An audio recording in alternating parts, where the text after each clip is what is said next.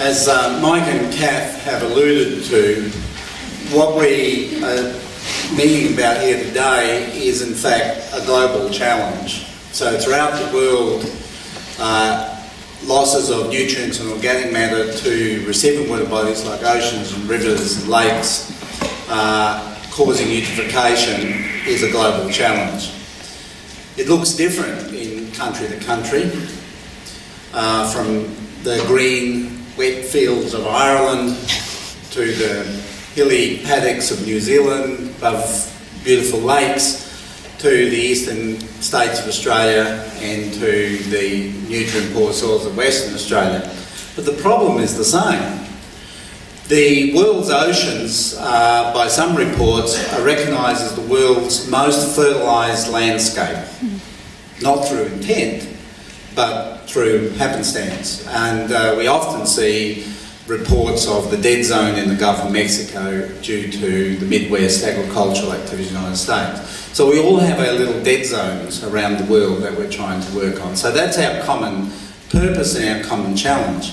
Clearly, being such a global challenge, a lot of people have been working on this, and there are no quick fixes. There are no silver bullets, which is, we have to explain to each incoming government that, you know, there's not a thing that you can just do. It's long-term, fairly plodding and sometimes pedestrian work.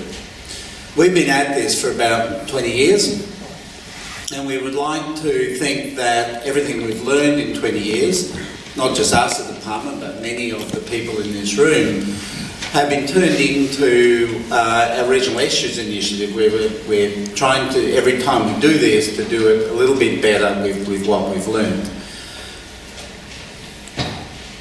I'm going to just run you through a little bit about the Regional Issues Initiative, just to put the sustainable agriculture in a bit of perspective and to let you know that it's not the only thing we're doing.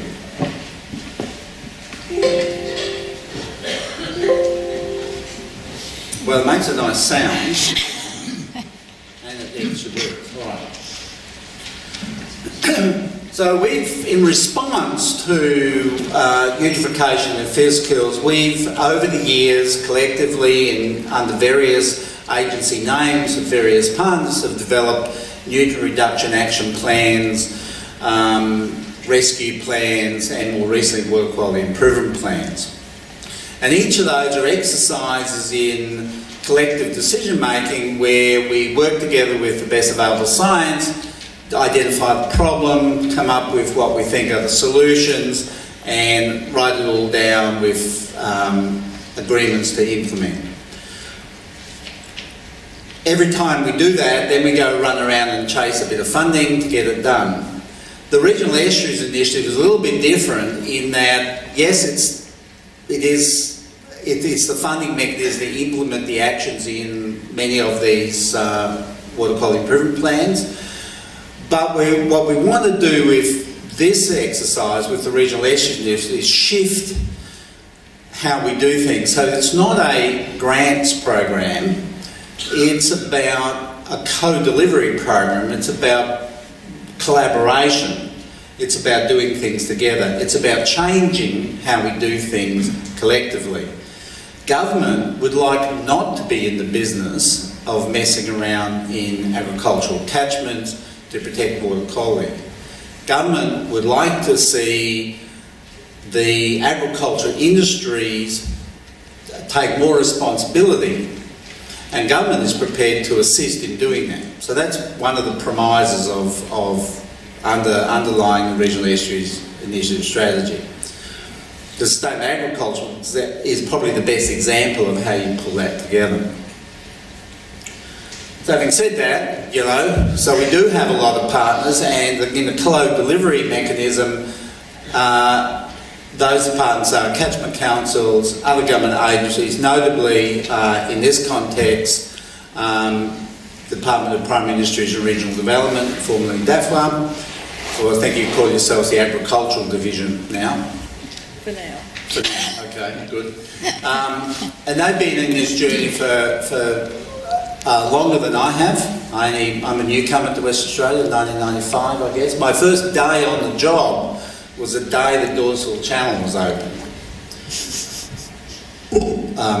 I don't have as long a history as Harry, but that's my history of estuaries.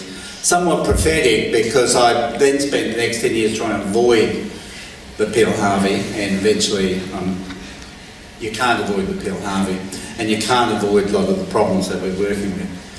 So we packaged together these what are called improvement plans for the estuaries that we deemed at risk, right? The places where we've intervened before and there's more work to do, or some places where we have yet to intervene.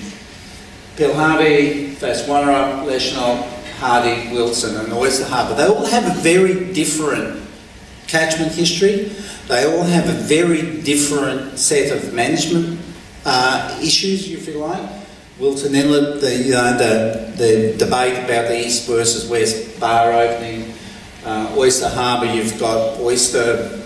You actually do have aquaculture in the harbour, and you've got urban drainage and agricultural drainage. Hardy Inlet, a bit of a sleeper in many ways, until we started to find low oxygen water and algal blooms, which focused a lot of people's attention. The Vass, which has been, then we come back to these heavily drained catchments. One of the features of most of these catchments is the high degree of drainage. Principally take what were wetlands or ephemeral wetlands and turn them into agricultural land or residential land. So that's part of the history of these areas and part of the complexity in dealing with the problems.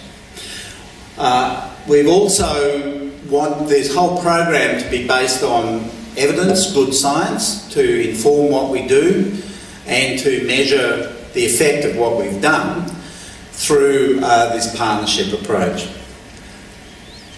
So with that philosophy, we have these 5 strategies. Today we're going to talk only about the sustainable agricultural strategy, but I'd just like to quickly let you know some of the other things we're doing. Regional capacity is about building that capacity at a regional scale to do the work closest to where the issues are, so there's better understanding of the problem and more informed implementation of a solution. Water in the landscape is really thinking about how water moves through the landscape, so we're doing things like supporting riparian zone programs and answering questions like, well, can we intervene in some of these agricultural drains to improve the water quality as it goes through, because that's the delivery mechanism to estuaries, particularly in the Peel Harvey. Innovative remediation is sort of a catch-all phrase to come up with some of these new ideas which treat the symptom. We've worked a lot on phosphorus-binding clays. We've got a new clay formula that we're experimenting with, using mining byproducts as soil amendments in agriculture, or indeed in intensive land use areas to mop up surplus phosphorus, and anything else that we feel that we need to evaluate and give a bit of a try. And science, behind each of those what we call improvement plans is detailed numerical modelling of the catchments, so we have a pretty good idea where nutrients come from, but from a sub-catchment level, from a land use level, and from a land use practice level. So then we can go back and guide where in the landscape we should do one thing or another. And there's a range of agricultural best management practices that can be directed at these subcatchments. This time round, we've now got the technology and software that we can start thinking about developing estuary response models to answer the question that we're always asked is, well, how clean is clean? By how much do we have to reduce nutrients from the catchment to fix a problem in the estuary? A very easy question to ask and almost impossible to answer globally. But around the world, people are working on estuary response models where the model not just does the physics of moving the water back and forth and in and out through the bar, which is complex enough because the climate's changing at the same time as we're trying to think we understand these systems, but also to do the chemistry and in the model to grow algae and for the algae to be eaten by fish and so on. So these models become quite complex. So that's the science component. So right now though, I'd like to alert you to the fact we have a website. And if you want any more information about all of these strategies, plus some really nice photographs and videos from Ashley sitting out front here, go to the new website, test that it does work. And we want this to be as dynamic a website as possible, so we'll be updating it pretty regularly as we go. And the other partner in this main project is the Revitalising Geographic Waterways. And because of the particular nature of the VAS and the history, it has its own set of actions, some of which are the same as regional estuaries. The Sustainable Agriculture Initiative is one such where we're doing the same things in all the catchments. And we're actually learning quite a lot from the history of what Geocatch has achieved over the last 6 to 10 years. So we're sort of trying, the whole idea of our strategy is gathering together everything we've learned in the state, what's worked, what hasn't worked, and trying the next thing. So the picture illustrates a problem. Many of you in the audience don't need any talks on what this is all about. The project reference group, so you can see who they are. What is a little bit different about this project is it's not a grants project. It's about collective decision making. It's about collaboration. So here's a group of people. Some of them are the usual suspects. Myself and Dave Weaver and Robb Summers have been working on this for 20 years. But now we're working much more closely with industry. Nick Drew here from Fertiliser Australia, fertiliser companies, soil agronomists and farmers. And the key thing is finding out, well, what's really practical, what can we really do? It's easy to have theory and we can have the science, but we have to find out, well, what actually works in this particular landscape, for this particular industry, for this particular agronomic yield or productivity of a farm. And so we need that sensible stuff. Now this group is making a lot of the decisions about how we proceed, and that's our continuous improvement, because we're learning every meeting. We have an aha moment and move on. So we're constantly learning from our experience. So there's two main themes. Dairy effluent is managing dairy effluent. So Geocatch and our former departments did a lot of work in developing dairy effluent guidelines.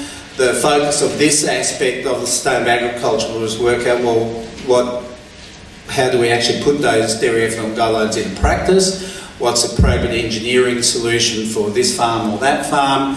And to learn from experience, which is why we have New Zealanders here today, because they've been doing this for a long time. And then fertiliser management. Again, this is built on long experience, and I guess most of us, I was always surprised when I saw this photo. I didn't realise what a intensive project a bit of soil testing is. When you look at this array of vehicles and neat equipment that turns up on someone's farm. And I want to emphasise that the program is not about soil testing, although it is. The program is about using the soil testing to make sensible decisions. The 4 R's, the right fertiliser at the right place, at the right time, in the right amount. So that's the focus of our work. So once you get the soil test, it's getting the appropriate agronomic advice, turning that advice into a fertiliser application. Then what we'd like to see is a way to provide support throughout the program so that the farmers aren't just left with the map and some glib recommendation. There's actually practical ongoing support. At the end of the day, we would like farmers and the industry making the right fertiliser decision Not because we said so, but because it makes good sense. Because it achieves what you need to achieve on the paddock, and you save a bit of money in fertiliser, so to me, these sorts of programs are win-win programs. I don't think there are any losers in doing this right. Okay, so why agriculture? I get asked this a lot. Why are we beating up on farmers? Why are we dealing with agriculture? If you look at the blue bits, that's the nutrients from agriculture coming into our estuaries. So you can see why sustainable agriculture is the single most important component of our regional estuaries program. Is the single most important component of anything we do to fix estuaries. It's got to be agriculture. And we have two main sources: diffuse, which is cows in paddocks basically, and point source, dairy effluent, piggeries, feedlots. We need to pay attention to those as well. And we also have programs that look at urban, so urban's not neglected in this, but you can see why we're focusing on agriculture. And clearly the agricultural footprint is proportional to the size of the city. Perth has a bigger urban footprint. Peel and the Bass has a very large agricultural footprint. And one of our concerns is, as we're trying to do a little bit, and we'll save a kilogram here and save a kilogram there, the pressure is to intensify agriculture, is to have more agricultural activity, to put more people into these catchments. So in both the urban and agriculture space, the pressures greatly exceed our efforts to improve the problem. So we're going backwards. So we need to change really radically how we do things.